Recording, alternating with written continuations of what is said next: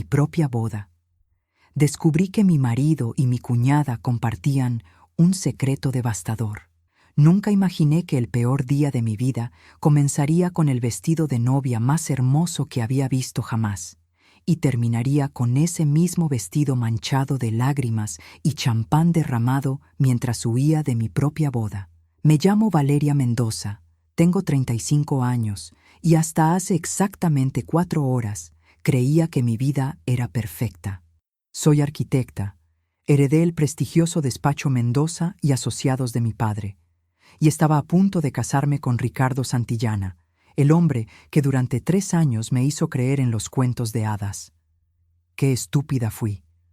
Todo estaba preparado en la Hacienda Los Naranjos, a las afueras de Sevilla. 300 invitados, flores blancas importadas de Holanda, un menú diseñado por un chef con 2 estrellas Michelin. Mi vestido era una obra maestra de encaje valenciano que había costado más de 20.000 euros. Cada detalle era perfecto. O eso pensaba yo mientras mi mejor amiga, Carmen, terminaba de ajustar mi velo en la suite nupcial. «Estás radiante, Val», me dijo Carmen con los ojos húmedos. «Ricardo es un hombre muy afortunado. Si hubiera sabido lo que descubriría en las próximas 2 horas, le habría dicho que el afortunado era un maldito mentiroso. Pero en ese momento solo sonreí y apreté su mano. «Gracias por estar aquí, Carm. No podría hacer esto sin ti». Faltaban 30 minutos para la ceremonia cuando recordé que había dejado mis aretes de perlas, los que habían pertenecido a mi abuela, en el estudio de Ricardo. Eran mi algo viejo, y no podía casarme sin ellos. Carmen estaba atendiendo una llamada de última hora del florista, así que decidí ir sola. La hacienda era enorme, un laberinto de pasillos con techos altos y azulejos andaluces. Los invitados ya estaban ocupando sus lugares en el jardín, donde la ceremonia se celebraría bajo un arco de rosas blancas. Nadie me vio deslizarme por el pasillo lateral que conducía al ala privada, donde Ricardo había pasado la noche anterior, respetando la tradición de no vernos antes de la boda. Qué irónico que esa tradición supersticiosa me salvara de cometer el mayor error de mi vida. El estudio de Ricardo estaba en penumbra, con las cortinas entrecerradas. Encendí la lámpara del escritorio y empecé a buscar mis aretes. Revisé entre los papeles, en los cajones superficiales. Nada. Entonces abrí el cajón inferior derecho, el que siempre estaba cerrado con llave, pero que hoy, milagrosamente, estaba abierto. Ahí estaban mis aretes, encima de una carpeta de cuero marrón. Cuando los tomé, la carpeta se abrió y varios documentos se deslizaron sobre el escritorio. Al principio no entendí lo que estaba viendo. Era un certificado de nacimiento de un niño llamado Mateo Santillana Ruiz, nacido el 15 de marzo de 2017 en Madrid. Madre: Mónica Santillana Ruiz. Padre: Ricardo Santillana Ruiz. Mi cerebro tardó varios segundos en procesar la información. Mónica era la hermana menor de Ricardo. Tenía 29 años. Y Mateo era su hijo de 8 años, el niño dulce que siempre me llamaba tía Vale, y que supuestamente era producto de una relación fallida con un hombre que había abandonado a Mónica durante el embarazo. Pero este documento decía algo completamente diferente. Decía que Ricardo era el padre. Mis manos temblaban mientras sacaba más papeles de la carpeta. Había una prueba de paternidad certificada, fechada apenas 6 meses atrás. Compatibilidad: 99,9%. Había fotografías viejas de Ricardo y Mónica, abrazados, besándose, en poses que ningún par de hermanos normales adoptaría jamás. Había recibos de pagos mensuales que Ricardo le hacía a Mónica, transferencias bancarias por miles de euros etiquetadas como manutención. Sentí que las paredes del estudio comenzaban a girar. El corsé de mi vestido de novia se apretaba contra mis costillas, impidiéndome respirar. Mónica y Ricardo. Ricardo y Mónica. Su hermana. Su propia hermana. ¿Cómo era posible? ¿Cómo podía estar pasando esto? Seguí buscando en la carpeta con manos temblorosas, buscando alguna explicación que diera sentido a esta pesadilla. Encontré correos electrónicos impresos, intercambios entre Ricardo y su madre, Guadalupe Santillana. En uno de ellos, fechado 2 años atrás, justo cuando Ricardo y yo comenzábamos a ponernos serios. Guadalupe escribía: «Hijo, debes mantener esto en secreto. Si Valeria descubre lo de Mateo, perderás acceso a su herencia». La familia Mendoza nunca aceptaría este escándalo. Mónica ha aceptado seguir con la farsa del padre ausente. Todo saldrá bien si mantienes la boca cerrada. La respuesta de Ricardo era peor. Lo sé, mamá. Valeria es mi boleto a la estabilidad financiera que necesitamos después de las pérdidas de la empresa. El despacho de arquitectura de su padre vale millones. Una vez que nos casemos, tendré derechos sobre todo. Mónica entiende que esto es por el bien de la familia. Leí esas líneas 1, 2, 3 veces, esperando que las palabras cambiaran, que se reorganizaran en algo menos horrible. Pero seguían diciendo lo mismo. Ricardo me estaba usando. Nuestro amor era una mentira. Nuestra boda era una transacción comercial. Y el secreto que compartía con Mónica no era solo que tenían un hijo juntos. Era algo mucho más oscuro, más retorcido. Las fotografías antiguas estaban fechadas. Las más viejas eran de hacía 9 años, cuando Mónica tenía apenas 20 años y Ricardo 28. Había una nota manuscrita de Mónica, amarillenta, que decía: «Ricardo, no podemos seguir así. Somos hermanos. Mamá dice que esto está mal, pero yo te amo y no puedo evitarlo. Si papá se entera, nos matará a ambos». Me llevé la mano a la boca, ahogando un solido. Esto no era solo un desliz, un error del pasado. Habían tenido una relación prohibida, incestuosa, que había resultado en el nacimiento de Mateo. Y toda la familia Santillana lo sabía. Todos lo habían encubierto. Todos me habían mentido. Durante 3 años había compartido cenas con esta familia. Había reído con Mónica, la había consolado cuando lloraba por su exnovio que la había abandonado. Había abrazado a Mateo, le había comprado regalos, había prometido ser la mejor tía del mundo. Y todo ese tiempo, Ricardo era su padre. Todo ese tiempo me habían estado engañando. La puerta del estudio se abrió detrás de mí. Me volteé bruscamente, todavía con los documentos en las manos. Era Carmen, con expresión preocupada. «Val, te estábamos buscando. Ya casi es hora de... ¿Qué pasa? Estás pálida». No pude hablar. Simplemente le extendí los papeles. Carmen los tomó, frunciendo el ceño, y comenzó a leer. Vi cómo su expresión pasaba de la confusión al shock, de ahí al horror, y finalmente a la furia. «Dios mío, Valeria. Esto no puede ser real. Léelo tú misma. Es real. Todo es real. Ricardo y Mónica tienen un hijo juntos. Tuvieron una relación y se casó conmigo por mi dinero». Carmen dejó caer los papeles sobre el escritorio como si quemaran. Me miró con los ojos muy abiertos. «¿Qué vas a hacer?» Esa era la pregunta, ¿verdad? ¿Qué iba a hacer? Afuera, 300 invitados me esperaban. Mi vestido de 20.000 euros brillaba bajo la luz de la lámpara. Las flores estaban dispuestas, el champán enfriándose, el cuarteto de cuerdas afinando sus instrumentos. Mi vida perfecta me esperaba al final de un pasillo alfombrado de pétalos de rosa. Pero esa vida perfecta era una mentira. Todo era una maldita mentira. Miré a Carmen y en ese momento algo cambió dentro de mí. El shock inicial estaba dando paso a algo diferente, algo frío, calculado, implacable. Ricardo Santillana había jugado conmigo. Había manipulado mis sentimientos, mis esperanzas, mis sueños de tener una familia. Había planeado robarme todo lo que mi padre había construido durante 40 años. Pero si creía que iba a salirse con la suya, estaba muy equivocado. «Voy a ir a esa boda», dije finalmente, con una voz que no reconocí como mía. Era más dura, más decidida, pero no para casarme. Carmen parpadeó, confundida. «¿Qué quieres decir?» Recogí todos los documentos, las fotografías, los correos impresos y los metí de vuelta en la carpeta de cuero. La sostuve contra mi pecho como si fuera un arma, y en cierto modo lo era. Ricardo Santillana quiere un espectáculo, pues voy a darle el espectáculo de su vida. Los siguientes 20 minutos fueron un borrón de actividad frenética. Carmen me ayudó a retocar mi maquillaje, que se había corrido con las lágrimas que ni siquiera me di cuenta que había derramado. Guardé la carpeta de cuero en el bolso de mano que llevaría conmigo al altar, asegurándome de que estuviera bien cerrada. Mis manos ya no temblaban, mi respiración se había estabilizado. Por fuera parecía la novia perfecta, radiante y emocionada. Por dentro era pura furia contenida. ¿Estás segura de esto, Val?, me preguntó Carmen mientras caminábamos hacia el vestíbulo donde mi tío Sebastián me esperaba para llevarme al altar. Mi padre había fallecido 3 años atrás, y mi tío había aceptado con honor la responsabilidad de entregarme.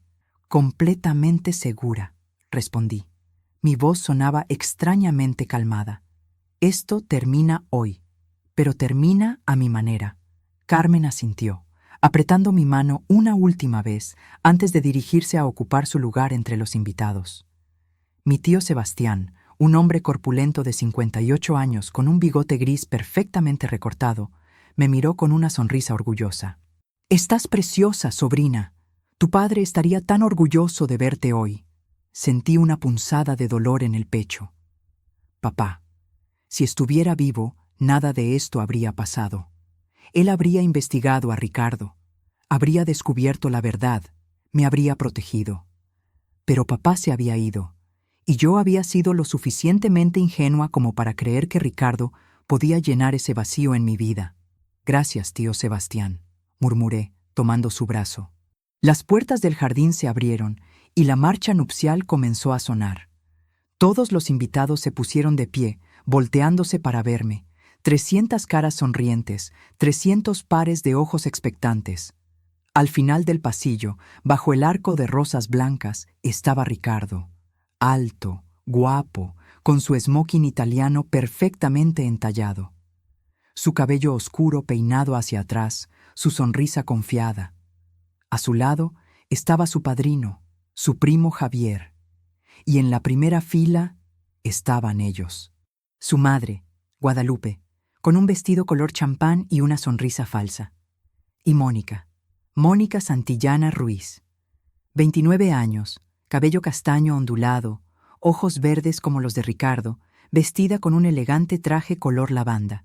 Sostenía la mano de Mateo, un niño de 8 años con los mismos ojos verdes de su padre y tío. El niño me saludó con la mano, emocionado, sin tener idea de la bomba que estaba a punto de explotar. Comencé a caminar por el pasillo, cada paso medido, cada respiración controlada. Los invitados susurraban admiraciones, las cámaras de los fotógrafos hacían clic incesantemente, pero yo solo tenía ojos para Ricardo. Lo observé mientras me acercaba, estudiando cada detalle de su rostro. ¿Cómo no lo había visto antes? ¿Cómo no había notado la falsedad detrás de esa sonrisa perfecta? Cuando llegué al altar, mi tío Sebastián colocó mi mano en la de Ricardo y se retiró a su asiento. Ricardo apretó mis dedos suavemente, inclinándose para susurrarme al oído. «Estás increíblemente hermosa, amor. No puedo creer que finalmente seas mía». «Finalmente», repetí en un murmullo. «Sí, esto ha sido un largo juego, ¿verdad?» Ricardo frunció ligeramente el ceño, confundido por mi tono, pero no tuvo tiempo de responder. El oficiante, un hombre mayor con sotana blanca, carraspeó y comenzó la ceremonia. «Queridos hermanos, estamos reunidos aquí hoy para celebrar la unión de Ricardo y Valeria en santo matrimonio». Las palabras flotaban a mi alrededor, sin significado real. Miraba fijamente a Ricardo, quien me devolvía la mirada con esos ojos verdes que una vez me habían hecho sentir segura, amada. Ahora solo veía mentiras. Vi cómo sus labios se movían al repetir los votos tradicionales, palabras sobre honrar y respetar, sobre estar juntos en las buenas y en las malas. Cada palabra era una puñalada. Entonces llegó mi turno. El oficiante me miró expectante. «Valeria Mendoza, ¿aceptas a Ricardo Santillana como tu legítimo esposo para amarlo y respetarlo todos los días de tu vida?» El jardín quedó en completo silencio. Todos esperaban mi «sí, acepto». Ricardo me miraba con una sonrisa confiada, seguro de mi respuesta. Guadalupe tenía las manos entrelazadas, emocionada. Mónica abrazaba a Mateo, susurrándole algo al oído. Respiré profundamente. «No», dije claramente. No acepto. Un murmullo colectivo recorrió a los invitados como una ola. Ricardo parpadeó, confundido, como si no hubiera escuchado bien. ¿Qué?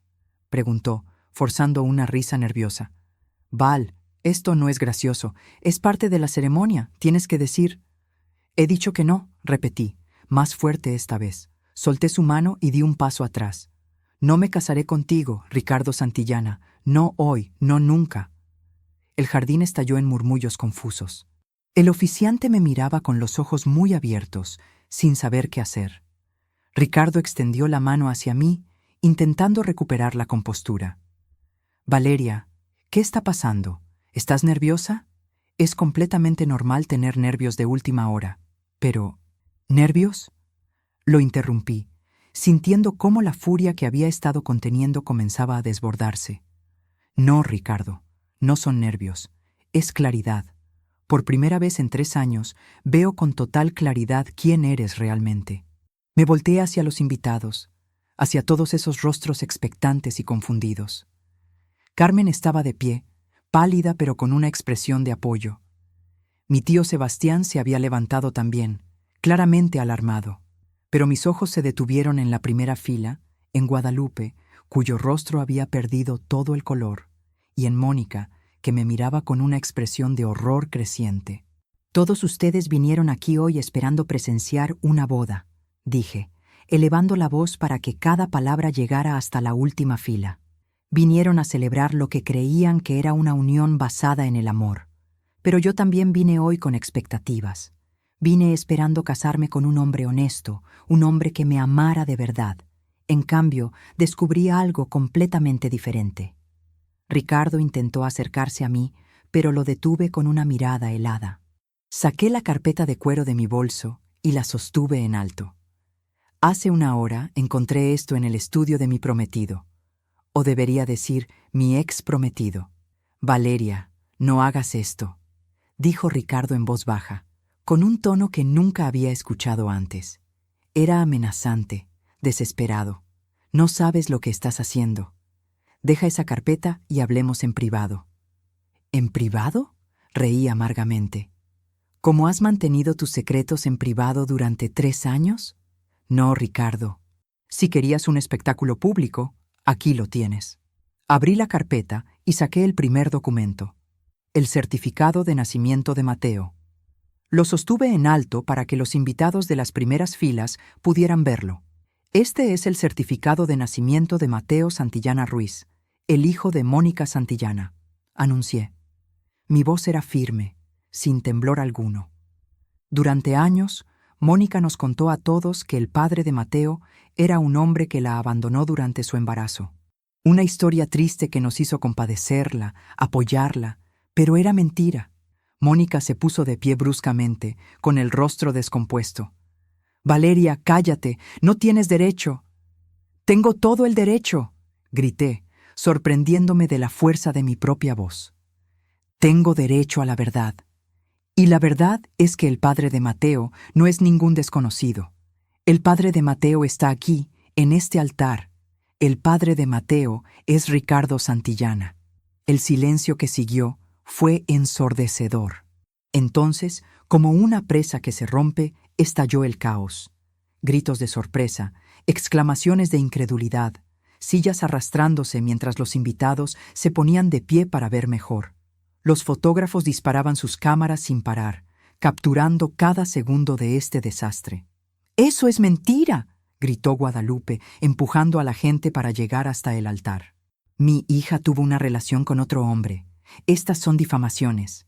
¿Difamaciones? Saqué la prueba de paternidad y la agité en el aire.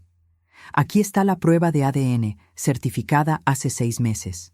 Compatibilidad del 99,9%. Ricardo Santillana es el padre biológico de Mateo. Lo cual nos lleva a la pregunta más importante. ¿Cómo es posible que Ricardo y Mónica, siendo hermanos, tengan un hijo juntos? La palabra hermanos cayó como una bomba nuclear sobre el jardín. Hubo gritos de horror, mujeres que se llevaban las manos a la boca, hombres que murmuraban insultos. Alguien gritó, ¡incesto! Otra persona comenzó a rezar en voz alta. Ricardo estaba paralizado, con el rostro completamente blanco. Mónica había caído de rodillas, sollozando histéricamente. El pequeño Mateo lloraba, asustado por todo el alboroto, sin entender qué estaba pasando. Pero yo no había terminado. Saqué los correos electrónicos impresos, los intercambios entre Ricardo y su madre. Y por si eso no fuera suficiente, continué, sintiendo cómo las lágrimas finalmente comenzaban a brotar de mis ojos, pero sin importarme ya. Aquí están las pruebas de que toda esta boda era una farsa. Ricardo nunca me amó. Esta boda era solo una estrategia para acceder a mi herencia, al despacho de arquitectura que mi padre construyó durante toda su vida. Leí en voz alta fragmentos de los correos electrónicos. Cada palabra un clavo más en el ataúd de la reputación de Ricardo. Cuando terminé, dejé caer los papeles al suelo, donde se dispersaron entre los pétalos de rosa. Así que no, dije finalmente, mirando directamente a Ricardo. No me casaré contigo, no permitiré que me robes lo que mi padre dejó. Y no permitiré que sigas destruyendo la vida de ese niño inocente con tus mentiras.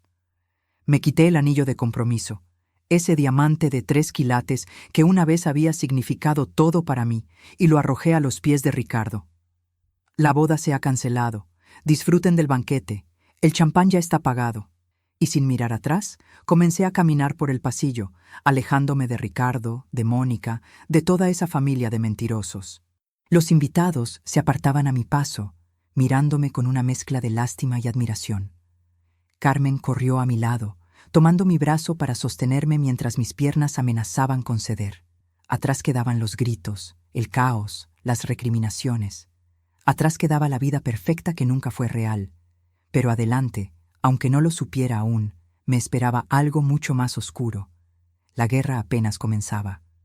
Pasaron 3 días antes de que pudiera salir de mi apartamento en el centro de Barcelona.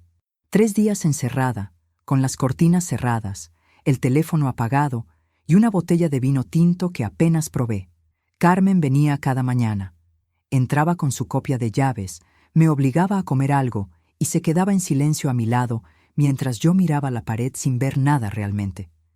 El escándalo había explotado en todas las redes sociales. Alguien había filtrado fotos de ese momento en el altar, mi rostro descompuesto sosteniendo los documentos, Ricardo paralizado como una estatua, Mónica de rodillas. Los periódicos locales habían captado la noticia. Escándalo en boda de alta sociedad. Novia expone relación incestuosa entre prometido y cuñada. Los titulares eran cada vez más sensacionalistas. Mi buzón de voz estaba lleno. Llamadas de reporteros, de conocidos curiosos disfrazando su morbo de preocupación, de antiguos compañeros de la universidad. Borré todo sin escuchar. Solo había una llamada que me importaba, y no llegó. Mi madre, que vivía en Buenos Aires desde hacía 10 años, no se había comunicado, pero tampoco esperaba que lo hiciera. Nuestra relación había sido distante desde que decidió rehacer su vida después de la muerte de papá. El 4.º día, Carmen llegó con una expresión diferente. No era de pena ni de compasión, era de determinación. Suficiente, Valeria. Levántate y dúchate. No tengo ganas, Carm. Déjame en paz. No. Carmen abrió las cortinas de golpe, dejando entrar la luz del sol que me hizo entrecerrar los ojos. Has pasado 3 días llorando por un hombre que no te merecía. Ahora es momento de levantarte y contraatacar. ¿Contraatacar? Ya lo destruí públicamente. ¿Qué más puedo hacer?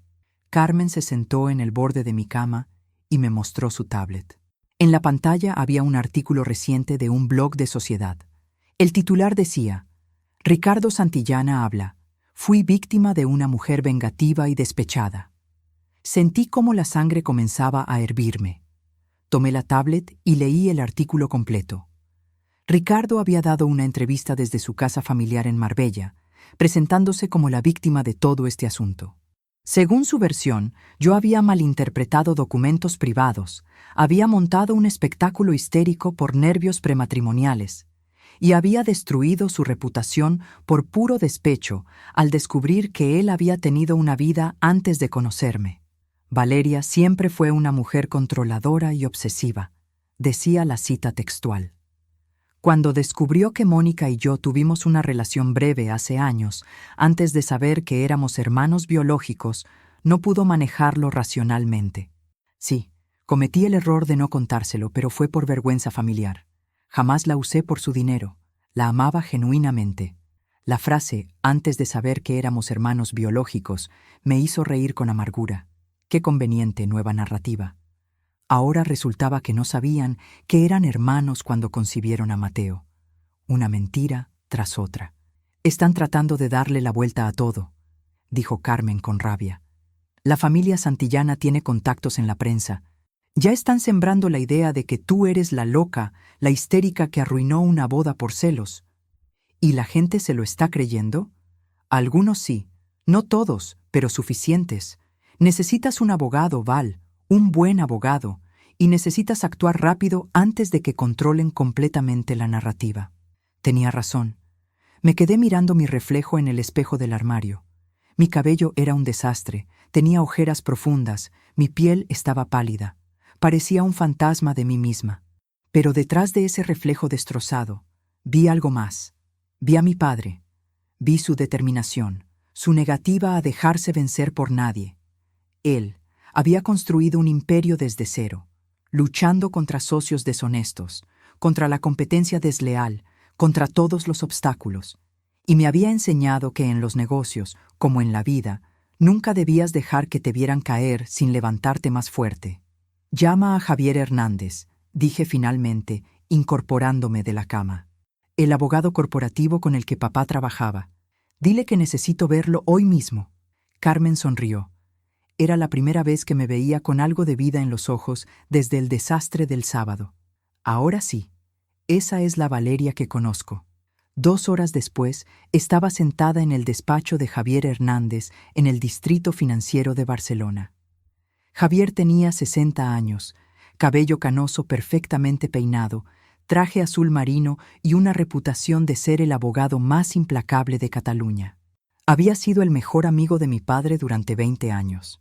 Valeria, me saludó con calidez genuina, abrazándome. Siento mucho lo que has pasado. Tu padre habría estado orgulloso de cómo manejaste esa situación. ¿Orgulloso?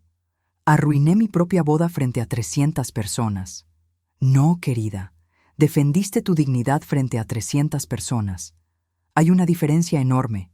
Se sentó detrás de su escritorio y entrelazó las manos.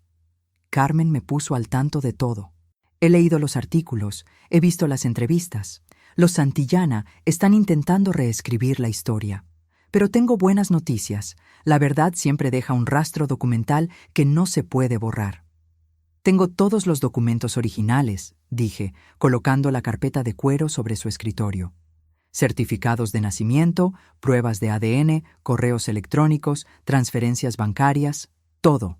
Javier revisó cada documento con ojo experto, asintiendo ocasionalmente, frunciendo el ceño en otros momentos.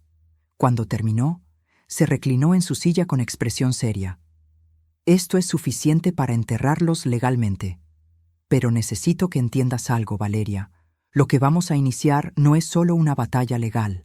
Es una guerra que afectará reputaciones, negocios, familias enteras. ¿Estás preparada para eso? ¿Preparada? Javier, esos hombres planearon robarme el legado de mi padre. Mantuvieron una relación incestuosa. Trajeron un niño inocente a este mundo bajo mentiras. Y luego intentaron usarme como su boleto a la estabilidad financiera. Estoy más que preparada. Estoy decidida. Javier sonrió levemente. Bien, entonces empecemos. Primero, vamos a iniciar acciones legales por fraude e intento de apropiación indebida. Ricardo firmó documentos prematrimoniales que le daban acceso a participaciones en tu empresa una vez casados. Vamos a demostrar que todo fue obtenido bajo engaños. Segundo, vamos a exponer públicamente todas estas pruebas de manera legal, presentándolas ante un juez. Y tercero, hizo una pausa significativa. Vamos a investigar los negocios de la familia Santillana. Si mintieron sobre algo tan grande, puedo garantizarte que tienen más esqueletos en el armario. ¿Qué tipo de esqueletos? Eso es lo que vamos a averiguar. Tengo un investigador privado, Tomás Guerrero, el mejor de España. Si hay algo turbio en las empresas Santillana, él lo encontrará. Asentí, sintiendo cómo algo se encendía dentro de mí. No era solo ira, era propósito. Durante 3 años había entregado mi confianza, mi amor, mi vulnerabilidad a Ricardo. Me había abierto completamente, compartiendo mis sueños, mis miedos, mis planes para el futuro. Y él había tomado todo eso y lo había convertido en munición para sus propios fines. Pero si había aprendido algo de mi padre, era esto: nunca subestimes a alguien que ya no tiene nada que perder. Hay algo más, dije, recordando un detalle que había estado dando vueltas en mi cabeza. Mateo, ese niño de 8 años, está siendo criado por una madre negligente y un padre ausente que solo paga cuentas. He visto cómo Mónica lo trata cuando cree que nadie está mirando. Necesitamos ayudarlo. Javier me miró con algo parecido al respeto. Podríamos iniciar una investigación de servicios sociales. Si demostramos negligencia o ambiente inadecuado para un menor, podríamos buscar la custodia temporal bajo tu tutela, dado que eres familia por asociación y tienes los medios económicos para proporcionarle un hogar estable. Hazlo. Ese niño no tiene la culpa de ninguno de estos errores. Merece algo mejor. Pasamos las siguientes 3 horas revisando estrategias, firmando contratos de representación legal, planificando cada movimiento. Cuando salí del despacho de Javier, el sol se estaba poniendo sobre Barcelona, pintando el cielo de naranja y púrpura. La ciudad bullía con vida nocturna, indiferente a mi drama personal. Pero yo ya no era la misma mujer destrozada que había huido de su propia boda 4 días atrás. Carmen me esperaba en un café cercano. Cuando me vio llegar con expresión renovada, levantó su copa de cava. Entonces, ¿vamos a luchar? Tomé la copa y choqué con la suya. Vamos a destrozarlos. Esa noche, mientras revisaba mi laptop en el apartamento, recibí un correo electrónico que me heló la sangre.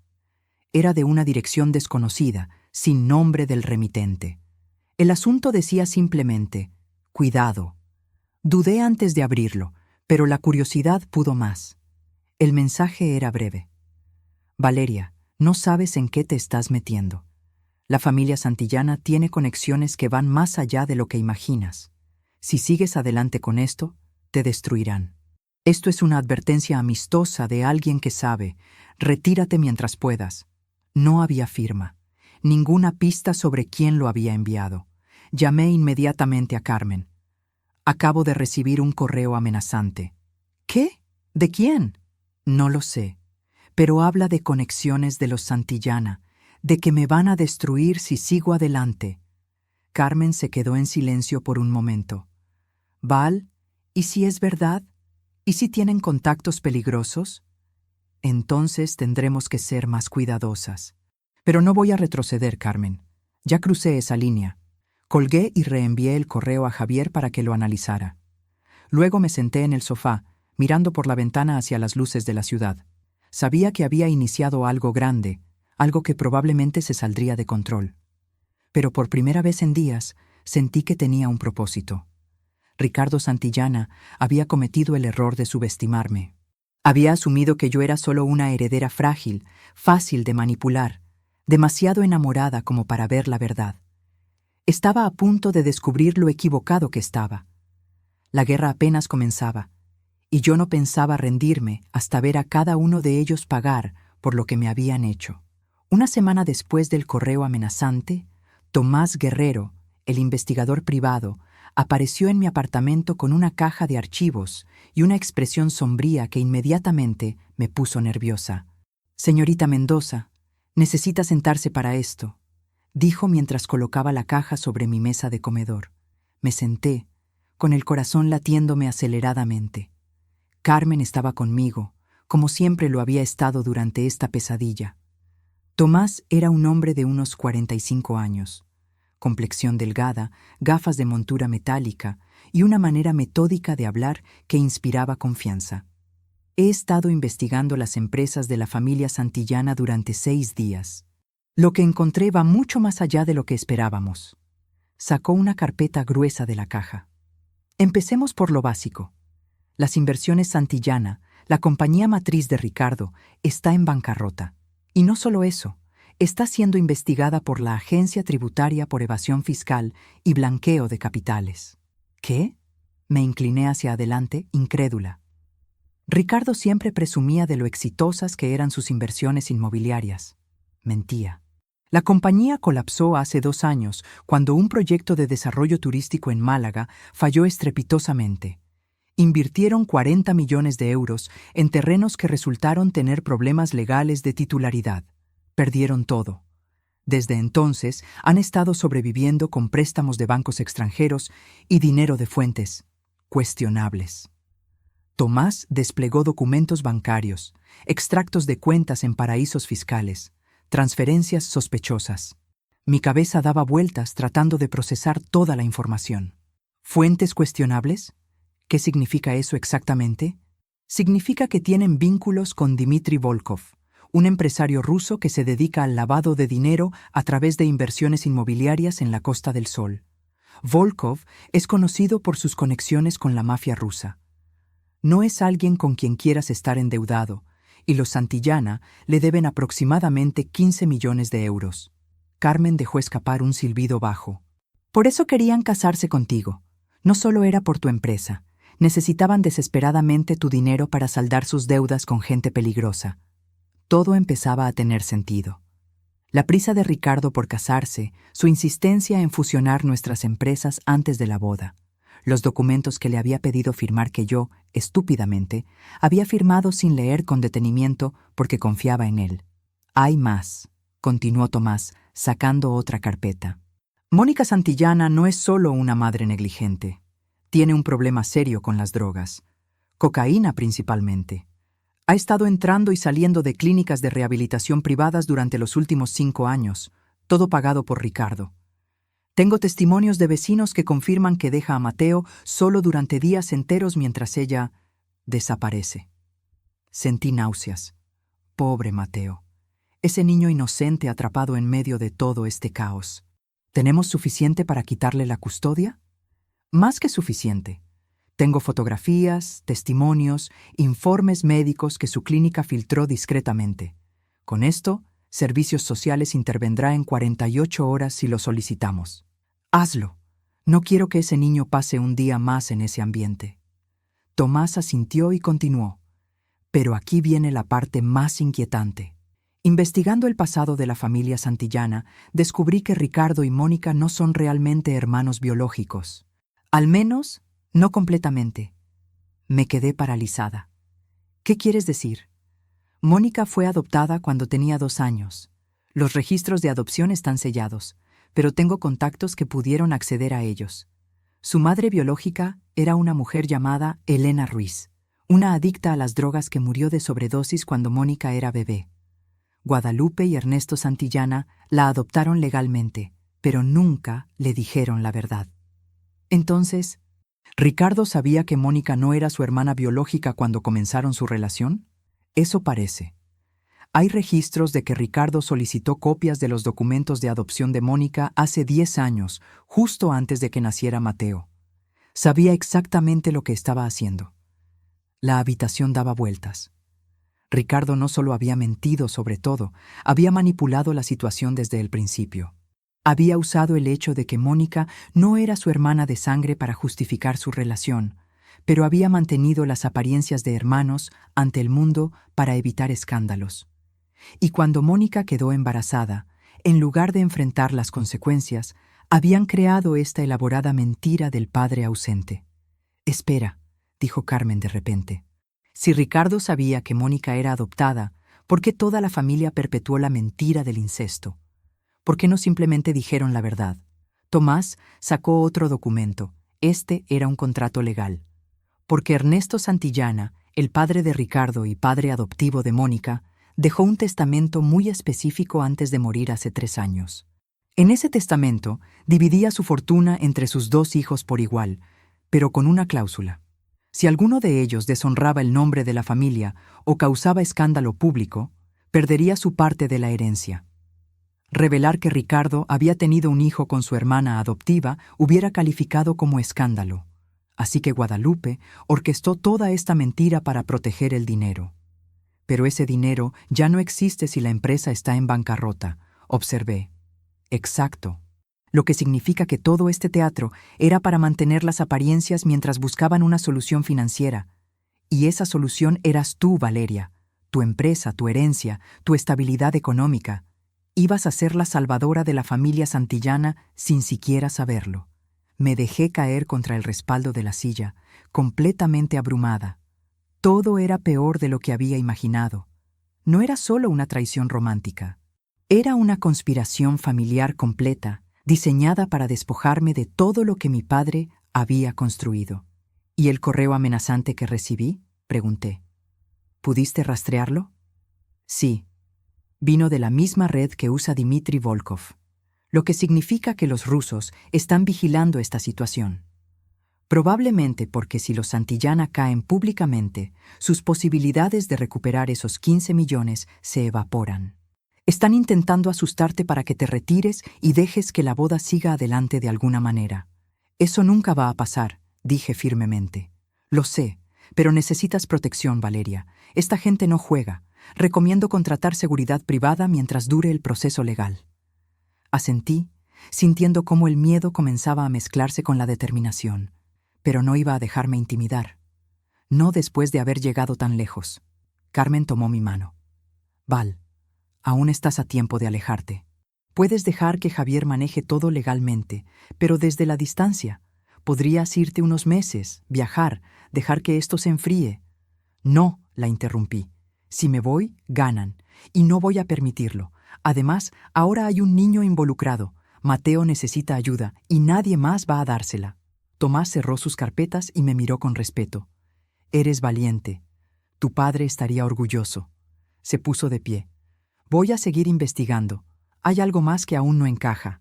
Guadalupe Santillana tiene dinero propio, una fortuna que heredó de su propia familia antes de casarse con Ernesto. Sin embargo, ese dinero tampoco está siendo usado para saldar las deudas. ¿Por qué? Voy a averiguarlo. Después de que Tomás se fuera, Carmen y yo nos quedamos en silencio por un largo rato, procesando toda la información. Finalmente, ella habló. ¿Sabes qué es lo más retorcido de todo esto? Que probablemente Ricardo te amaba a su manera. No como tú merecías, pero en su mente distorsionada, probablemente pensaba que estaba matando 2 pájaros de un tiro, salvarse económicamente y estar contigo. Eso no es amor, Carmen. Eso es egoísmo y manipulación. Lo sé, pero hace que todo sea aún más triste, ¿no crees? No respondí.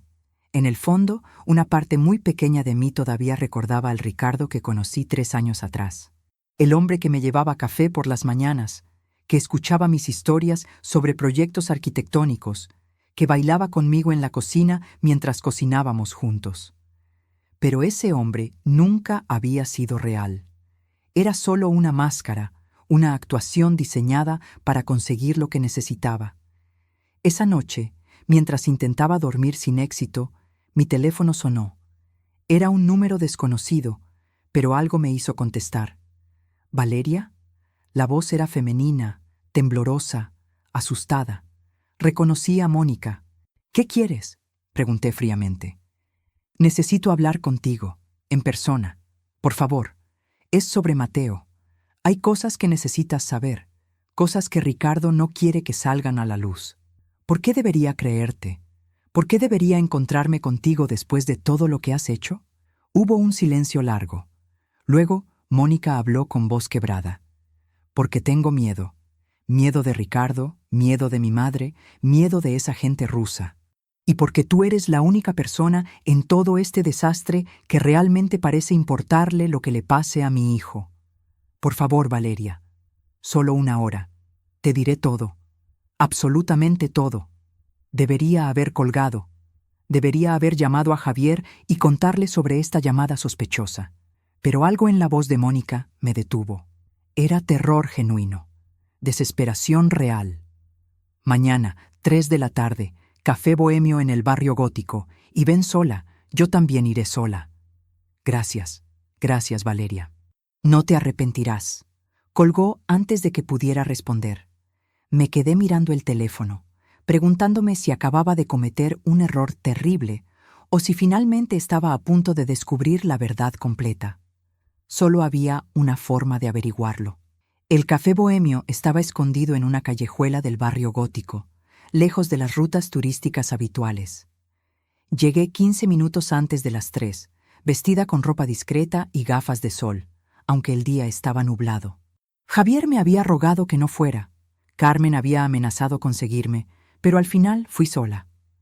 Necesitaba escuchar lo que Mónica tenía que decir sin intermediarios. Me senté en una mesa del fondo, cerca de la salida trasera, y pedí un café que no probé. Cada minuto que pasaba, mi ansiedad aumentaba. ¿Y si era una trampa? ¿Y si Ricardo aparecía en lugar de Mónica? Tomás había conseguido que un ex policía llamado Alberto me siguiera discretamente como medida de seguridad, pero seguía sintiéndome vulnerable. A las 3 en punto, Mónica entró al café. Casi no la reconocí. La mujer elegante y arreglada que conocía había desaparecido. Esta Mónica tenía el cabello recogido en una cola de caballo desprolija, sin maquillaje, ojeras profundas y usaba un suéter gris demasiado grande para su cuerpo delgado, casi demacrado. Parecía haber envejecido 10 años en 2 semanas. Me vio y caminó hacia mi mesa con pasos vacilantes. Se sentó sin saludar, sin mirarme a los ojos. «Gracias por venir», murmuró. Su voz era apenas un susurro. «Tienes 10 minutos. Habla». Mónica respiró profundamente, retorciendo sus manos sobre la mesa. Noté marcas en sus antebrazos, probablemente de las drogas que Tomás había mencionado. No sé por dónde empezar. Hay tanto que nunca debió pasar. Empieza por la verdad. ¿Cuándo comenzó todo entre tú y Ricardo? Mónica cerró los ojos, como si la pregunta le causara dolor físico. Tenía 19 años. Ricardo tenía 27. Yo acababa de entrar a la universidad en Madrid. Estudiaba diseño gráfico. Estaba viviendo sola por primera vez, lejos de casa, y me sentía perdida. Ricardo venía a visitarme los fines de semana. Decía que quería asegurarse de que estuviera bien. Al principio era solo apoyo fraternal, pero luego... Su voz se quebró. ¿Luego qué? Luego me di cuenta de que no veía a Ricardo como mi hermano, y él tampoco me veía como su hermana. Al principio luchamos contra eso. Lo juro, Valeria, sabíamos que estaba mal, pero éramos jóvenes y estúpidos, y pensamos que si nadie lo sabía, no hacía daño a nadie. Sentí náuseas escuchándola justificar lo injustificable, pero me obligué a mantener la compostura. ¿Y cuándo supiste que eras adoptada? Mónica levantó la cabeza bruscamente, con los ojos muy abiertos. ¿Cómo sabes? Tengo investigadores. Responde la pregunta. Mónica tragó saliva. Lo descubrí cuando tenía 21 años. Encontré los papeles de adopción escondidos en el despacho de mamá. Confronté a Ricardo primero, antes que a nuestros padres. ¿Y él? Él me confesó que ya lo sabía. Que había buscado los documentos años atrás, antes de que nuestra relación comenzara. Dijo que por eso se había permitido amarme, porque no compartíamos sangre. Qué conveniente, dije con amargura. Entonces no fue un error trágico, fue calculado desde el principio. Sí, admitió Mónica, con lágrimas rodando por sus mejillas. Pero para ese momento yo ya estaba enamorada de él, completamente, y cuando quedé embarazada de Mateo, pensé que finalmente haríamos las cosas bien, que nos casaríamos, que seríamos una familia real. Pero mamá se enteró, no sé cómo, pero lo supo, y en lugar de apoyarnos, nos amenazó. Dijo que si hacíamos público nuestro romance, perdería su fortuna personal, su posición social, todo. Obligó a Ricardo a alejarse de mí. Me hizo firmar documentos diciendo que el padre de Mateo era un desconocido, y me prometió apoyo económico solo si mantenía la boca cerrada. ¿Y aceptaste? ¿Abandonaste a tu hijo emocionalmente a cambio de dinero? Mónica sollozó abiertamente. No era por el dinero. Era porque no tenía opción. Mamá amenazó con quitarme a Mateo legalmente, con declararme incapaz. Yo era joven, sin recursos propios, con un problema de ansiedad que ya estaba tratando con medicamentos. Ella tenía todo el poder, así que acepté, y durante 8 años he vivido esta mentira insoportable. Quería odiarla, quería levantarme y dejarla ahí llorando sin más. Pero una parte de mí, una parte pequeña, veía a una mujer destrozada por decisiones que probablemente no había estado equipada para tomar. ¿Y las drogas? ¿Cuándo empezó eso? Hace 5 años. La ansiedad se convirtió en depresión. Empecé con pastillas recetadas, luego con otras cosas. Ricardo pagaba las clínicas de rehabilitación, pero solo para mantener las apariencias. Nunca le importó realmente que mejorara. Solo quería que no causara problemas. ¿Y Mateo? ¿Cómo puedes justificar abandonarlo días enteros? Mónica se cubrió el rostro con las manos. No puedo. No hay justificación. Soy una madre terrible. Lo sé. Pero estoy atrapada en un ciclo que no sé cómo romper. Cada vez que intento estar limpia, mamá o Ricardo me provocan, me recuerdan lo patética que soy, y vuelvo a caer. ¿Por qué me estás contando todo esto, Mónica? ¿Qué quieres de mí? Ella finalmente me miró directamente a los ojos. En su mirada había algo más que dolor. Había miedo genuino, porque necesito que saques a Mateo de esa casa. Necesito que lo alejes de toda esta familia tóxica. Tú tienes los recursos, la estabilidad, la bondad que yo nunca tuve. ¿Y por qué? Vaciló, mordiéndose el labio. Porque hay algo más que necesitas saber, algo que ni siquiera Ricardo sabe todavía. Mi corazón comenzó a latir más rápido. ¿Qué? Mónica sacó un sobre arrugado de su bolso y lo deslizó sobre la mesa hacia mí. Lo abrí con manos temblorosas. Dentro había fotografías de Ricardo con otra mujer, una mujer rubia, elegante, de unos 30 años.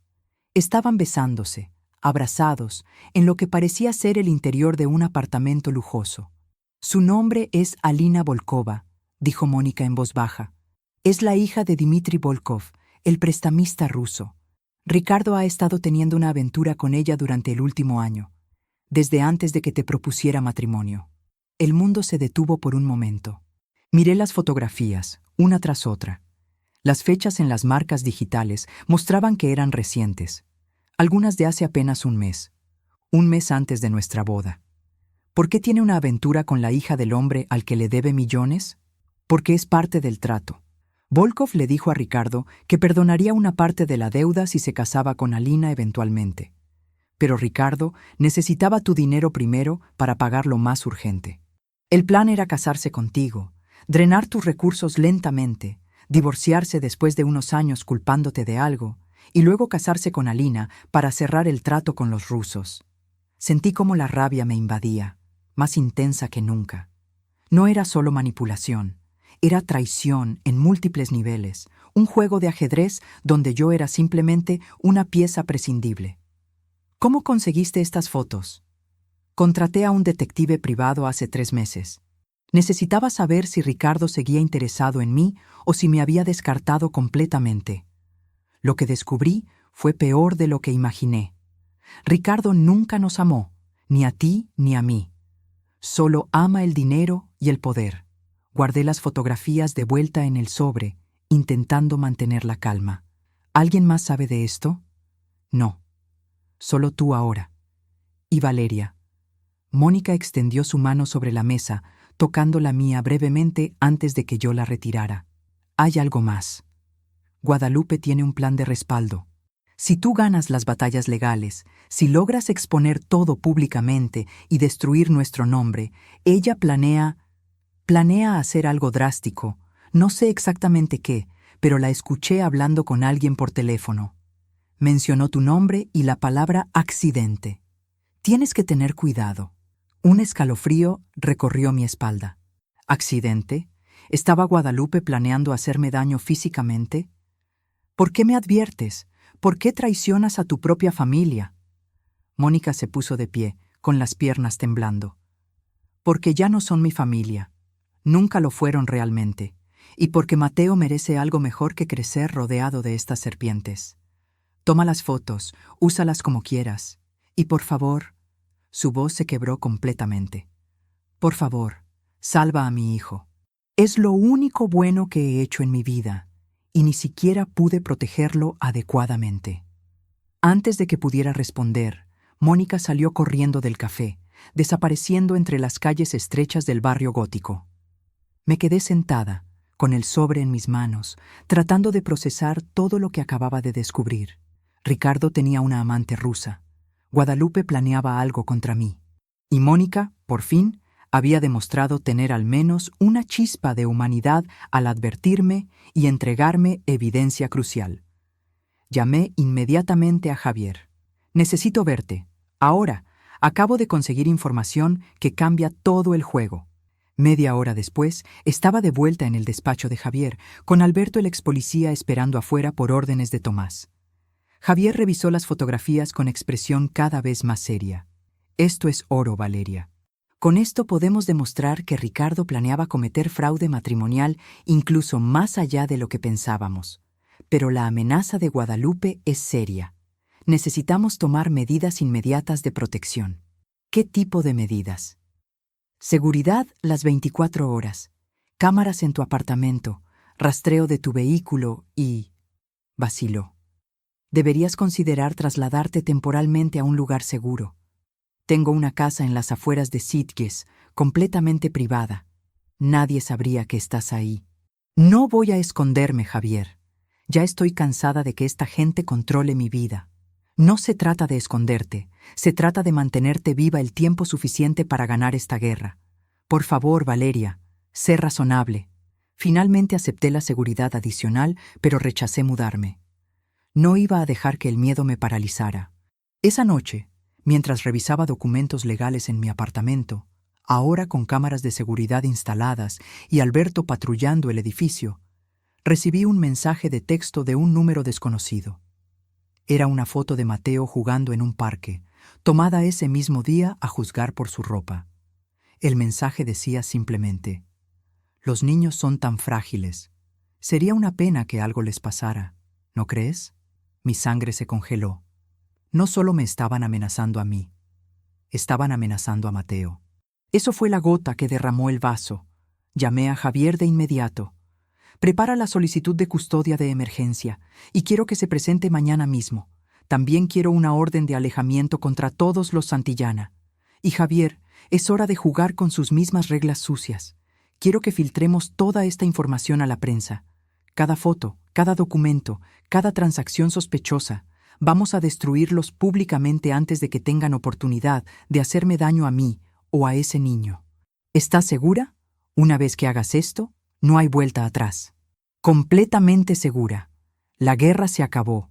Ahora empieza el aniquilamiento total». La mañana siguiente, Barcelona despertó con un escándalo que eclipsó cualquier otra noticia local. Los periódicos principales llevaban titulares explosivos. «Heredera arquitecta expone red de fraude, incesto y conexiones con la mafia rusa». Las fotografías de Ricardo con Alina Volkova estaban en todas las portadas. Los documentos financieros de la familia Santillana, editados para proteger información sensible pero suficientemente reveladores, circulaban por Internet como pólvora. Javier había hecho su trabajo perfectamente. Teníamos periodistas de investigación de 3 medios diferentes trabajando la historia simultáneamente, asegurando que no pudiera ser suprimida ni controlada. La narrativa ya no pertenecía a los Santillana. Ahora era mía. Me senté en mi apartamento, tomando café mientras veía las noticias en mi laptop. Carmen estaba a mi lado, con una mezcla de asombro y preocupación en su rostro. «Lo lograste, los destruiste completamente». «Aún no. Esto es solo el principio». Mi teléfono no había dejado de sonar desde las 6 de la mañana. Llamadas de periodistas, de conocidos, de personas que decían apoyarme. Ignoré casi todas excepto una, la de Tomás Guerrero. «Valeria, hay movimiento en casa de los Santillana. Mis contactos me informan que Guadalupe acaba de salir en dirección al aeropuerto con 3 maletas. Parece que están intentando huir». «¿Y Ricardo?» «Ricardo está en su apartamento de l'Eixample, solo. Mis fuentes dicen que está destrozado, no ha salido en toda la mañana. Pero hay algo más. Dmitry Volkov aterrizó en Barcelona hace 2 horas. Y no viene solo». Mi estómago se contrajo. El prestamista ruso estaba aquí. Eso no podía significar nada bueno.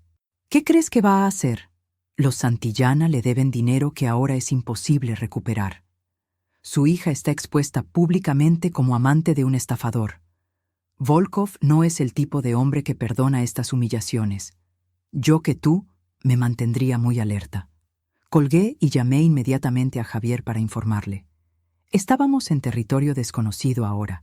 Ya no era solo una batalla legal familiar. Había intereses criminales internacionales involucrados.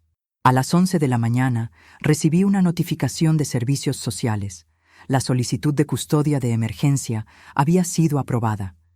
Mateo sería retirado de la custodia de Mónica esa misma tarde y colocado temporalmente bajo mi tutela mientras se investigaba la situación familiar completa. Sentí un alivio enorme. Al menos el niño estaría a salvo. Pero ese alivio duró poco. A mediodía, las noticias reportaron un incidente en el aeropuerto. Guadalupe Santillana había sido detenida intentando abordar un vuelo privado a Suiza con documentos falsificados y una maleta llena de efectivo no declarado. La Policía Nacional la había arrestado por intento de evasión fiscal y fuga de la justicia. Las imágenes de Guadalupe siendo esposada y llevada por oficiales se volvieron virales en minutos. Carmen soltó una carcajada incrédula. No puedo creerlo. Se está desmoronando todo más rápido de lo que esperábamos. Todavía falta Ricardo, dije. Y Mónica, y resolver qué pasa con Volkov. Como si el universo me hubiera escuchado, mi teléfono sonó. Era un número que reconocí, el apartamento de Ricardo. Dudé, pero finalmente contesté. ¿Valeria? Su voz sonaba destruida, ronca, como si hubiera estado llorando. Por favor, necesito hablar contigo. No tenemos nada de qué hablar, Ricardo. Por favor, solo 5 minutos. Hay cosas que necesitas entender, contexto que no tienes. No todo es como parece. ¿Contexto? ¿Me estás hablando de contexto después de todo lo que has hecho? Te lo ruego. Ven a mi apartamento. O yo iré donde tú estés. Pero por favor, dame una oportunidad de explicarme antes de que termine en la cárcel como mi madre. Algo en su tono me hizo vacilar. No era la arrogancia habitual. Era derrota total, quizás hasta sinceridad. Contra mi mejor juicio, acepté. 20 minutos, en el café central de la Plaza Real. Lugar público, y vendré con seguridad. Como quieras. Gracias, Valeria. Gracias. 1 hora después, estaba sentada en el café central, con Alberto estratégicamente ubicado en una mesa cercana y Tomás monitoreando desde su vehículo afuera. Ricardo llegó puntual, pero no parecía el mismo hombre que había conocido.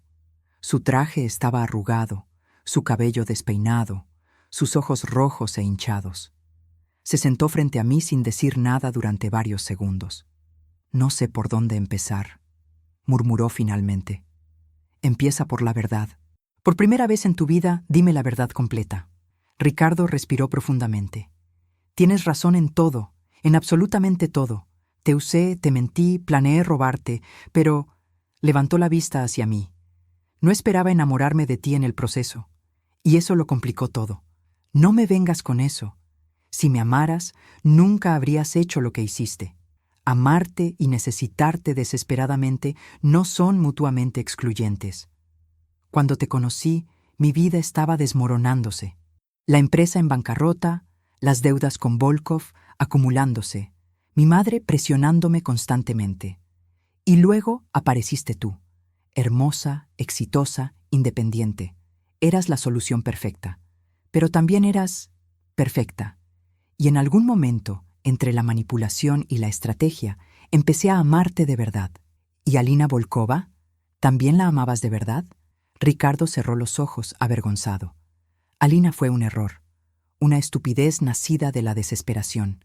Volkov me dijo que si me acercaba a su hija, sería más flexible con los pagos. Yo pensé que podía manejarlo, mantenerla contenta mientras me casaba contigo, y luego deshacerme de ella. Nunca conté con que ella se encariñaría o que sería fotografiado. Eres patético. Lo sé. Lo sé mejor que nadie. Se pasó las manos por el rostro. Mi vida entera ha sido una mentira, Valeria. La relación con Mónica empezó como una transgresión emocionante cuando éramos jóvenes e idiotas. Sí, sabía que era adoptada. Sí, lo usé como justificación. Pero cuando ella quedó embarazada, entré en pánico. No estaba listo para ser padre, y menos en esas circunstancias. Mi madre orquestó la farsa del padre ausente, y yo dejé que lo hiciera porque era más fácil que enfrentar las consecuencias. ¿Y Mateo? ¿Alguna vez te importó tu propio hijo? La pregunta pareció golpearlo físicamente. Ricardo se encogió en su silla. Mateo es mi mayor arrepentimiento. Cada vez que lo veo, me recuerda todos mis fracasos como ser humano. Debería haber luchado por él. Debería haberlo criado apropiadamente. Pero soy un cobarde, Valeria. Siempre lo he sido. Preferí pagar dinero y mantener distancia que enfrentar la responsabilidad. Al menos en eso somos honestos. Vine aquí a pedirte que retires los cargos contra mi madre. No por ella, créeme que la odio tanto como tú ahora.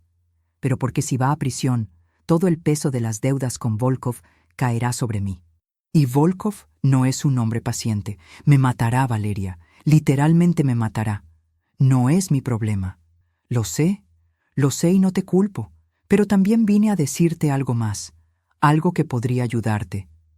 Ricardo sacó una memoria USB de su bolsillo y la deslizó sobre la mesa. Aquí está todo. Cada transacción ilegal que mi madre hizo, cada cuenta offshore, cada conexión con Volkov y sus negocios sucios. También hay evidencia de que ella planeaba contratarte para un proyecto arquitectónico falso que habría drenado fondos de tu empresa hacia cuentas fantasma. Todo está ahí. Tomé la memoria USB, desconfiada. ¿Por qué me das esto? Porque estoy cansado. Cansado de mentir, de huir, de ser el títere de mi madre.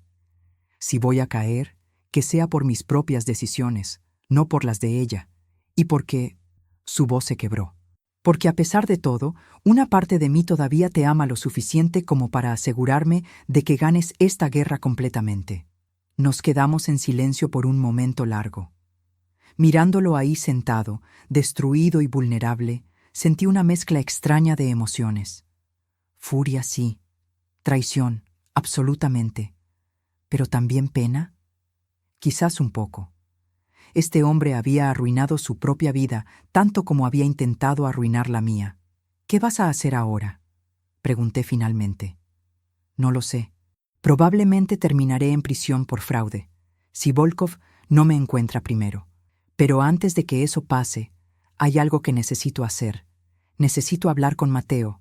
Necesito decirle la verdad, pedirle perdón, aunque sea demasiado joven para entenderlo completamente. ¿Me dejarías verlo? ¿Una última vez? Debería haber dicho que no. Debería haberlo dejado sufrir sin ese cierre. Pero pensé en Mateo, en ese niño que merecía respuestas, que merecía saber que su padre, por horrible que fuera, al menos tuvo un momento de honestidad. Cuando Mateo esté bajo mi custodia legal completa, hablaré con los terapeutas sobre la mejor manera de manejarlo. Si ellos creen que es apropiado que lo veas, lo permitiré, bajo supervisión, pero solo por el bien de Mateo, no por el tuyo. Ricardo asintió, con lágrimas rodando por su rostro. Gracias. No merezco tu compasión, pero gracias. Se levantó para irse, pero lo detuve. Ricardo, una última cosa. ¿Alguna vez, en algún momento, fui más que un objetivo para ti? ¿Alguna vez hubo algo real entre nosotros? Me miró directamente a los ojos, y por primera vez en todas nuestras conversaciones, vi algo genuino ahí. Los primeros 6 meses fueron estrategia pura, pero después de conocerte realmente, de ver tu pasión por tu trabajo, tu lealtad a tus amigos, tu fortaleza después de la muerte de tu padre. Sí, Valeria, fue real, al menos para mí, y ese es mi mayor castigo, saber que destruí lo único real y bueno que he tenido en mi vida. Se fue sin mirar atrás. Me quedé sentada, con la memoria USB en mis manos, preguntándome si debía creerle o si era solo una última manipulación. Probablemente nunca lo sabría. Esa noche, mientras revisaba el contenido de la memoria USB con Javier, confirmamos que todo era legítimo. Teníamos suficiente evidencia para hundir completamente a Guadalupe y asegurar que nunca saliera de prisión.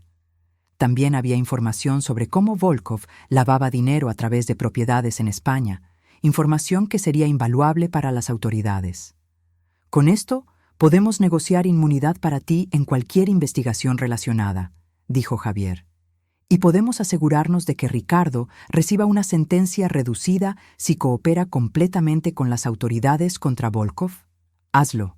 No por Ricardo, sino porque Mateo merece tener alguna posibilidad de conocer a su padre eventualmente, incluso si es tras las rejas. Al día siguiente, Mónica apareció voluntariamente en los servicios sociales, firmando todos los documentos necesarios para transferirme la custodia temporal de Mateo sin pelear. También se internó voluntariamente en una clínica de rehabilitación de largo plazo en Valencia, lejos de Barcelona y de toda la toxicidad familiar. Y así, 3 semanas después de mi boda cancelada, me encontré siendo la tutora legal de un niño de 8 años que acababa de perder a toda su familia tal como la conocía.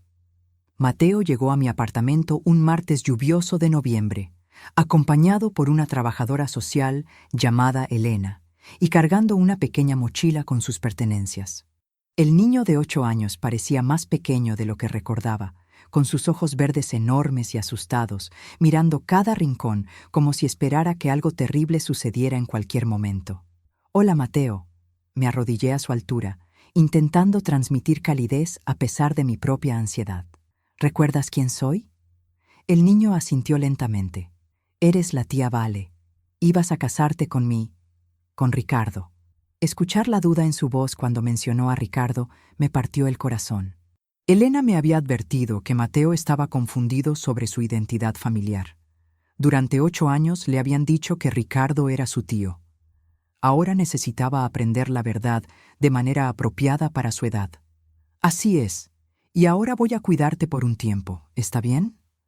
Vamos a hacer que este lugar sea cómodo para ti». Había preparado la habitación de invitados especialmente para él. Carmen me había ayudado a decorarla con pósters de superhéroes, una estantería llena de libros infantiles y juguetes que esperaba le gustaran. Cuando Mateo vio la habitación, sus ojos se iluminaron brevemente antes de volver a apagarse. «¿Es mía? ¿De verdad? Completamente tuya. ¿Puedo poner mis cosas donde yo quiera? Por supuesto, esta es tu casa ahora». Mateo entró lentamente, tocando los muebles como si temiera que desaparecieran. Elena me llevó aparte mientras el niño exploraba. «Va a necesitar terapia intensiva. Ha vivido en un ambiente altamente tóxico, con negligencia emocional severa y exposición a conductas inapropiadas. Los psicólogos evaluaron que tiene ansiedad y síntomas de estrés postraumático, pero es resiliente.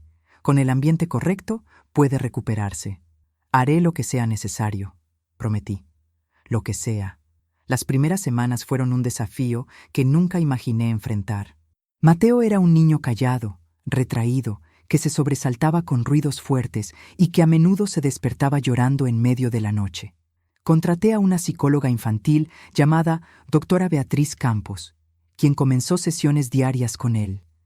Yo asistía a sesiones separadas donde aprendía cómo manejar su trauma, cómo construir confianza, cómo ser la figura estable que nunca había tenido. Carmen se convirtió en una presencia constante, ayudándome con todo, desde cocinar comidas que Mateo realmente comiera hasta inventar juegos para hacerlo sonreír. Lentamente, muy lentamente, el niño comenzó a abrirse. Una noche, 2 semanas después de su llegada, Mateo bajó las escaleras mientras yo trabajaba en mi laptop. Se quedó parado en la entrada de la sala, con su pijama de dinosaurios, retorciendo las manos nerviosamente. «¿Valeria? ¿Puedo preguntarte algo?» «Claro, cariño. Ven, siéntate». Se acomodó en el sofá junto a mí, dejando un espacio prudente entre nosotros. Aún no estaba cómodo con el contacto físico, y yo respetaba eso. «¿Por qué me trajeron aquí? ¿Hice algo malo?» Mi corazón se rompió. «No, no, no. Mateo, mírame. Tú no hiciste nada malo. Nada de esto es tu culpa. Los adultos en tu vida cometieron errores muy grandes, y ahora estás aquí porque queremos asegurarnos de que estés seguro y feliz. ¿Mamá va a volver? Tu mamá está en un lugar donde la están ayudando a sentirse mejor. Cuando esté lista, podrás verla, pero por ahora vivirás conmigo». «¿Y Ricardo?» La trabajadora social dijo que Ricardo es mi papá, no mi tío, ¿es verdad? Respiré profundamente. La doctora Campos y yo habíamos preparado cómo manejar esta conversación. Sí, es verdad. Ricardo es tu padre biológico. Sé que es confuso porque te dijeron algo diferente durante mucho tiempo. Pero los adultos a veces cometen errores, y uno de esos errores fue no decirte la verdad. Mateo procesó esto en silencio, mirando sus manos pequeñas. ¿Él no me quería? ¿Por eso mintió? Las relaciones de los adultos son complicadas, Mateo. No puedo responder por Ricardo. Pero lo que sí puedo decirte es que mereces ser amado, cuidado y protegido. Y yo voy a hacer eso por ti. ¿De acuerdo? Por primera vez, Mateo se acercó un poco más y recostó su cabeza levemente contra mi brazo. ¿Te quedarás? ¿No me vas a dejar? No te voy a dejar, lo prometo. Fue un punto de inflexión. A partir de esa noche, Mateo comenzó a confiar más. Empezó a hacer preguntas sobre todo. Sobre mi trabajo como arquitecta, sobre los edificios que diseñaba, sobre mi familia. Le mostré fotos de mi padre, le conté historias sobre él. Y lentamente, muy lentamente, la casa comenzó a sentirse como un hogar real. Mientras tanto, el mundo exterior seguía girando con las consecuencias legales del escándalo. Guadalupe Santillana había sido formalmente acusada de evasión fiscal, intento de fuga y conspiración para cometer fraude. Enfrentaba una sentencia de 15 a 20 años. Su imperio financiero personal estaba siendo desmantelado, con activos congelados y cuentas bajo investigación. Ricardo había aceptado un acuerdo con la fiscalía.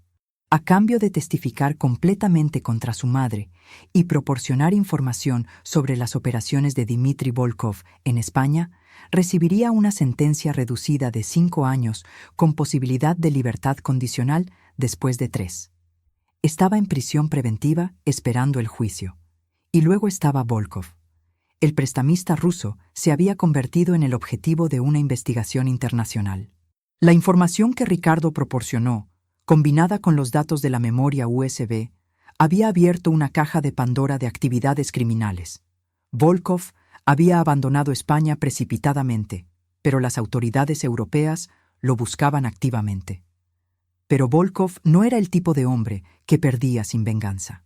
Una tarde, cuando salía del colegio nuevo de Mateo, después de una reunión con sus profesores, Alberto me interceptó en el estacionamiento con expresión urgente. «Valeria, tenemos un problema. Uno de los asociados de Volkov fue visto vigilando tu edificio esta mañana. Tomás lo identificó por las cámaras de seguridad. No sabemos cuáles son sus intenciones, pero necesitamos aumentar las medidas de protección inmediatamente». El miedo me invadió. No por mí, sino por Mateo. Si algo le pasaba a ese niño por mi culpa, nunca me lo perdonaría. ¿Qué recomiendas? Mudarse temporalmente. La casa de Javier en Sitges es segura, está vigilada y nadie fuera de nuestro círculo cercano conoce la ubicación. Solo hasta que Volkov sea capturado o la amenaza disminuya. Esta vez no discutí.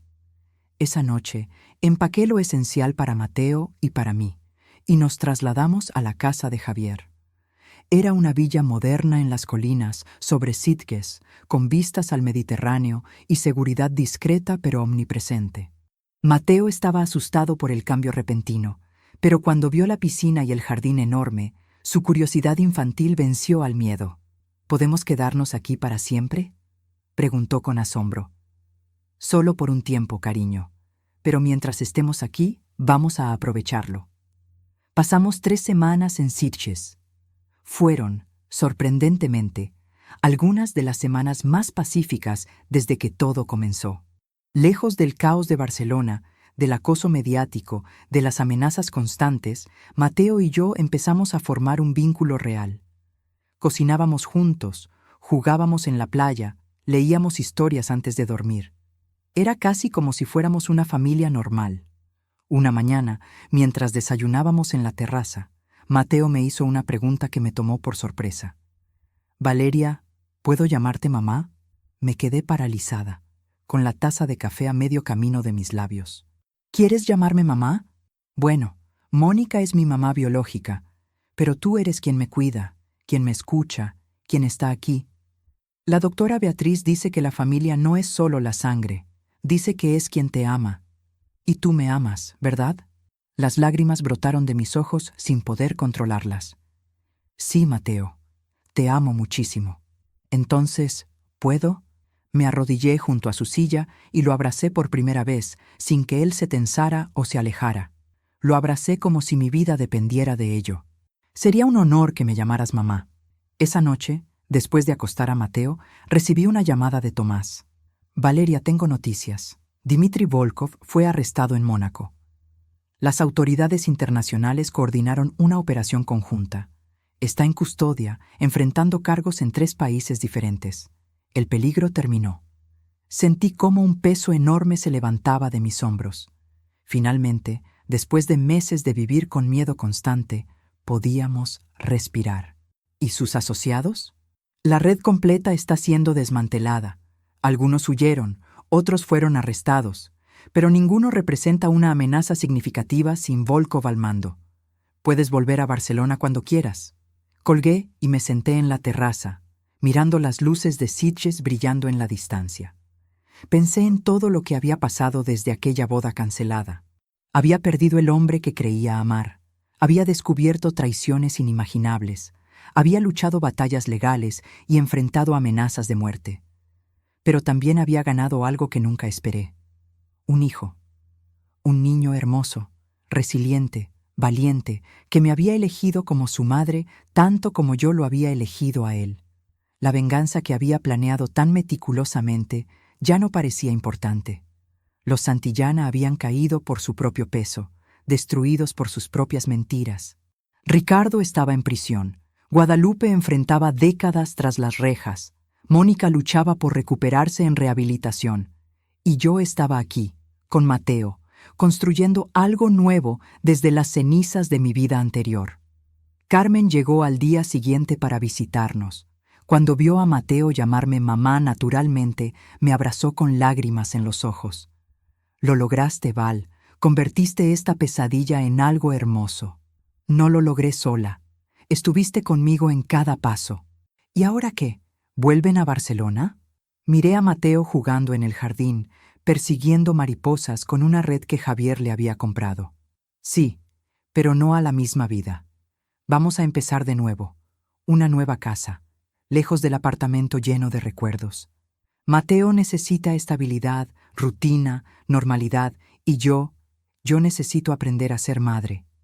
Serás una madre increíble, ya lo eres. 2 semanas después, regresamos a Barcelona. Había comprado una casa en Sant Gervasi, un barrio tranquilo y familiar, perfecta para criar a un niño. Era un nuevo comienzo en todos los sentidos. Pero había una última cosa que necesitaba cerrar. 6 meses después del arresto de Volkov, finalmente accedí a que Mateo visitara a Ricardo en prisión. La doctora Beatriz había trabajado con él durante meses, preparándolo para ese momento, explicándole que su padre había cometido errores graves, pero que eso no significaba que Mateo no pudiera hacer preguntas o expresar sus sentimientos.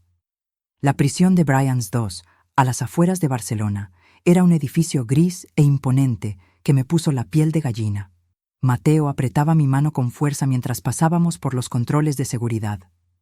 Había crecido en estos meses, tanto física como emocionalmente.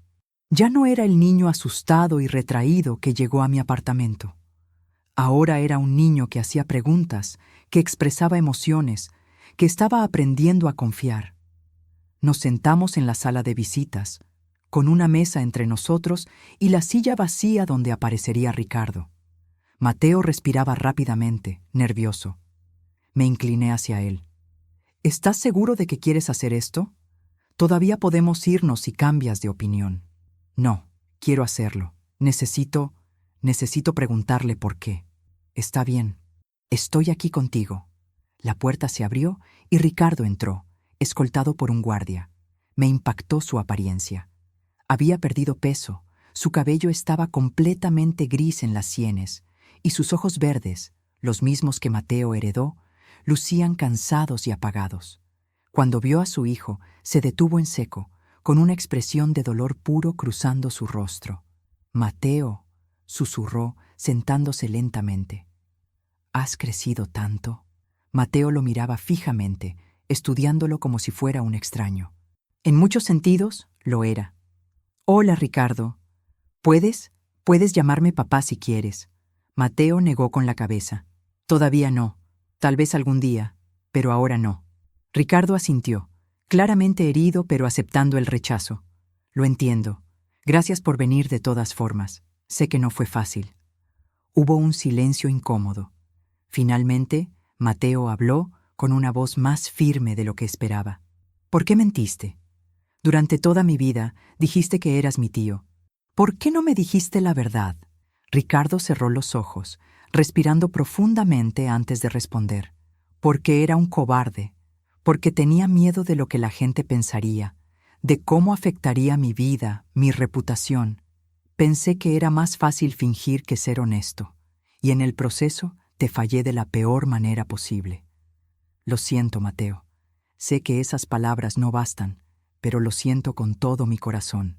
La doctora Beatriz dice que los adultos a veces cometen errores muy grandes. Dice que puedo estar enojado contigo y aún así dejarte ser parte de mi vida si yo quiero. ¿Quiero yo? Esa decisión es completamente tuya, hijo. No voy a presionarte. Si decides que no quieres verme nunca más después de hoy, lo respetaré. Pero si decides darme otra oportunidad algún día, estaré aquí, esperando, trabajando para ser mejor».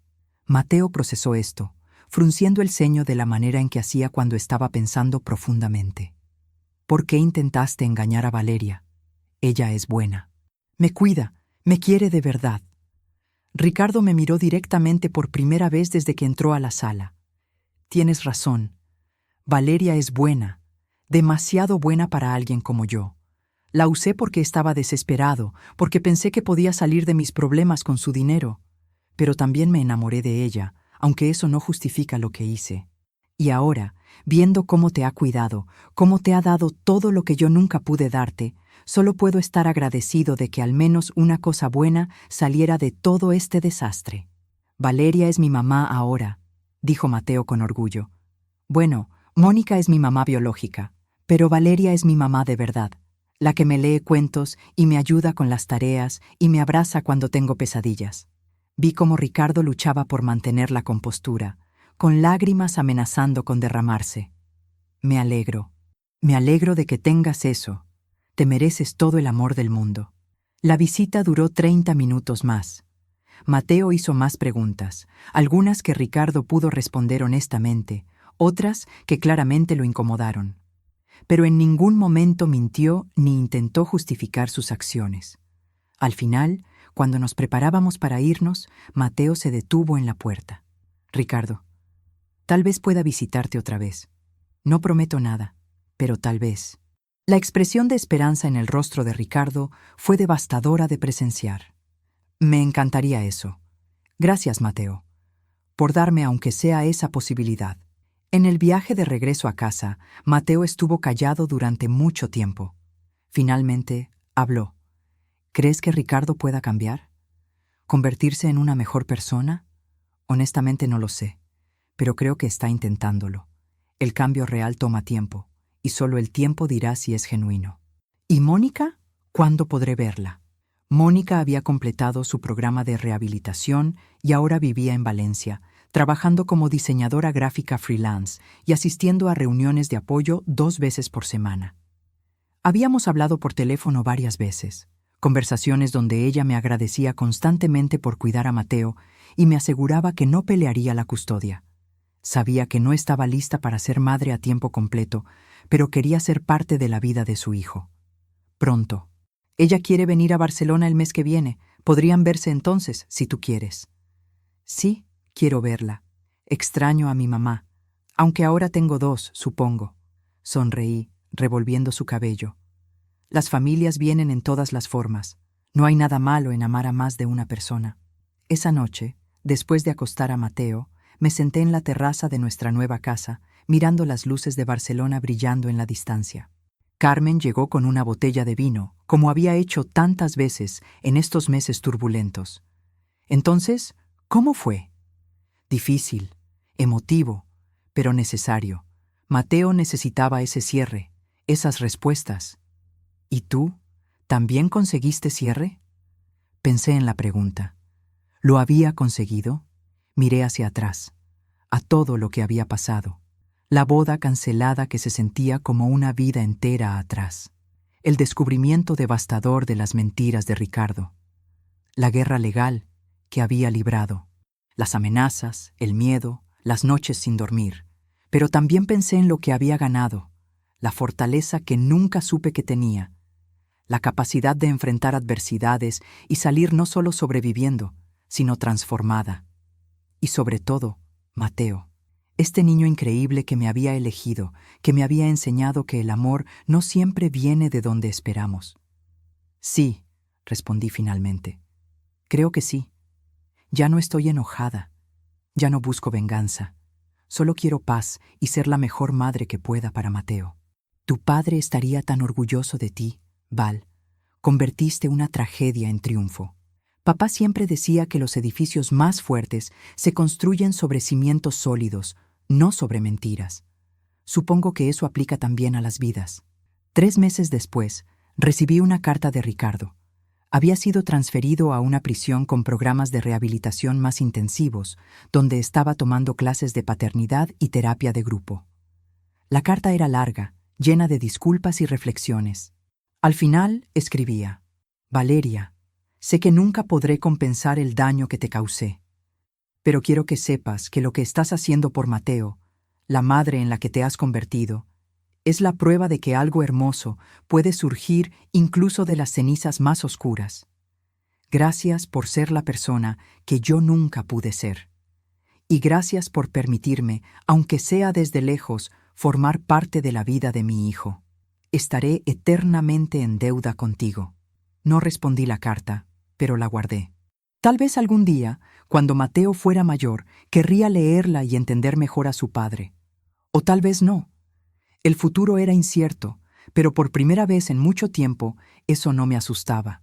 El despacho de arquitectura prosperaba más que nunca. Había contratado nuevo personal, expandido a proyectos internacionales y mantenido el legado de mi padre vivo. Pero ahora trabajaba desde casa 2 días a la semana para estar con Mateo, para no perderme sus partidos de fútbol, sus presentaciones escolares, los momentos cotidianos que construyen una vida. Una tarde, 1 año después de todo el escándalo, Mateo y yo estábamos en el jardín, construyendo una casa del árbol juntos. Él martillaba clavos con concentración seria mientras yo sostenía las tablas. Mamá, cuando sea grande, ¿puedo ser arquitecto como tú y el abuelo? Mi corazón se expandió con amor. Puedes ser lo que quieras ser, cariño, lo que te haga feliz. Quiero construir casas, casas donde las familias sean felices, donde no haya mentiras ni gritos, casas como la nuestra. Lo abracé fuertemente, sin importarme que dejáramos caer las herramientas. Construiremos esas casas juntos. ¿Qué te parece? Me parece perfecto. Y ahí, en ese jardín soleado, con mi hijo en mis brazos y el futuro extendiéndose ante nosotros como un lienzo en blanco, supe que había encontrado lo que realmente importaba. No la venganza, no la justicia fría y calculada, sino el amor, la familia, la redención. El día de mi boda, había descubierto que el hombre que amaba y su familia compartían un secreto devastador que destruyó mi mundo. Pero al destruir ese mundo falso, había encontrado uno real. Uno construido sobre verdad, sobre resiliencia, sobre amor incondicional. Y eso, al final, valía más que cualquier final de cuento de hadas que hubiera imaginado caminando por ese pasillo alfombrado de pétalos de rosa. La vida me había dado algo mejor que un esposo mentiroso y una boda perfecta. Me había dado un hijo, un propósito y una segunda oportunidad de construir la familia que siempre había merecido. Fin.